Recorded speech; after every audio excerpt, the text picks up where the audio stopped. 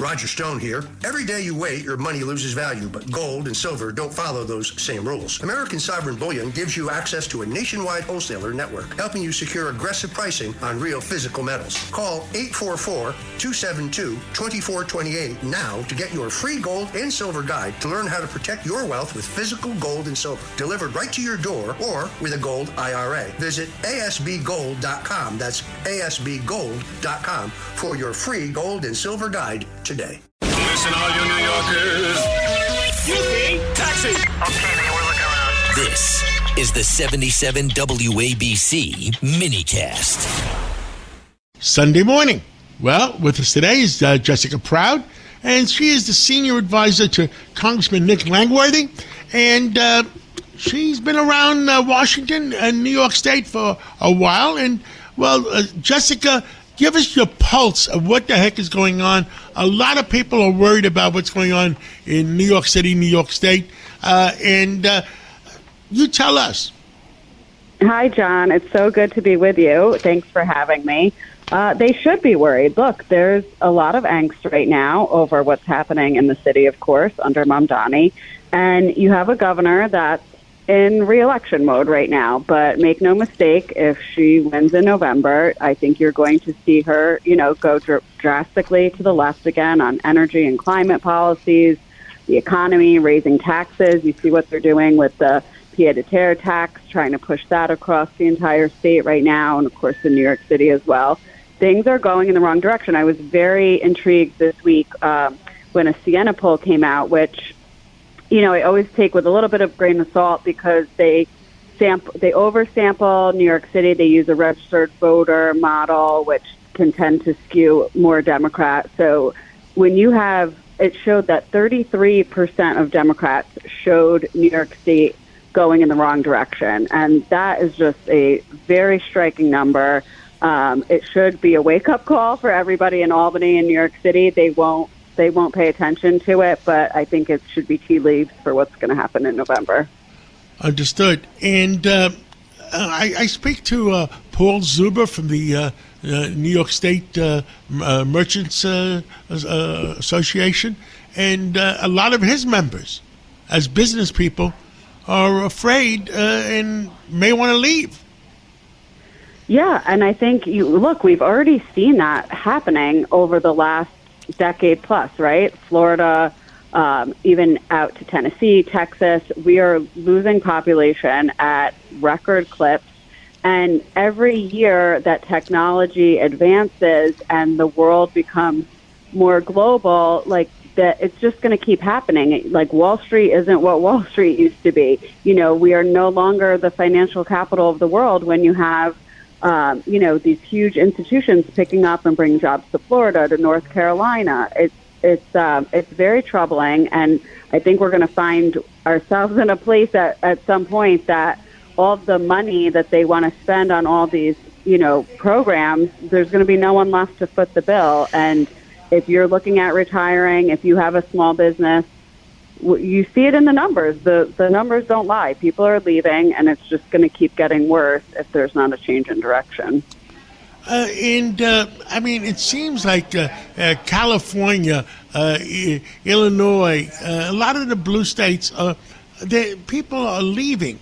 At what point do the politicians realize that so many people that are leaving could hurt the overall state? Yeah, I don't think they care so much. I saw a map recently of every state in the country, and it showed population net gains and losses, and it was very striking how the quote-unquote red states where, they have more business-friendly policies have seen drastic population growth, and with that, economic growth, and the blue states like New York, California, Illinois, as you said, they are losing population, and we're draining our own tax base. There's nothing in this budget that, the state budget that's currently being debated right now, it's over a month late. They just passed another budget extender. There's nothing that would reverse that tide. And so I think you're just seeing a Democrat Party that's being pulled further and further left instead of a kind of more common sense mainstream Democrat that's that Now, seems to be winning these races. In New York City, in New York State, it seems like the Democratic Socialist Party, which, if they ran on their own, would get 2% of the vote, has successfully taken over the regular Democratic Party. What the heck do you do? It's the tail that wags the dog right now. And until you have Democrats that will stand up to them, and, and it's ultimately up to the voters and the business community. They have to demand something different. I mean, you had a front row seat to watching this play out with the mayor's race, and no one understands what it's like to try to build a business, from scratch more than you. So, I don't think they get it, and I don't think they care. I think they have adopted a mindset that is going to be the direction that they're taking the party, and, they just don't seem to care about the impact that it's having. That's so hard to believe because, it's going to affect the entire party. What happened? Are there not enough common sense Democrats to stand up and say enough is enough? Well, clearly there wasn't in the mayoral race this year. Granted, you had other factors at play with, some candidates that just weren't able to take off. You're seeing it at the national level as well, and in a lot of these congressional seats across the country where you're having, these very extreme far left candidates that are winning primaries. And then the candidates that, there's this whole redistricting fight going on across the country in a lot of key states. And, when these seats are getting, very gerrymandered, like if you look at what's happening in Virginia, when you have a seat that is built to be so Democratic, the only thing they're going to worry about is the threat of losing a seat from a primary. So it just pulls everyone further and further left. And so ultimately, I think it's bad for the country. It's certainly bad for New York.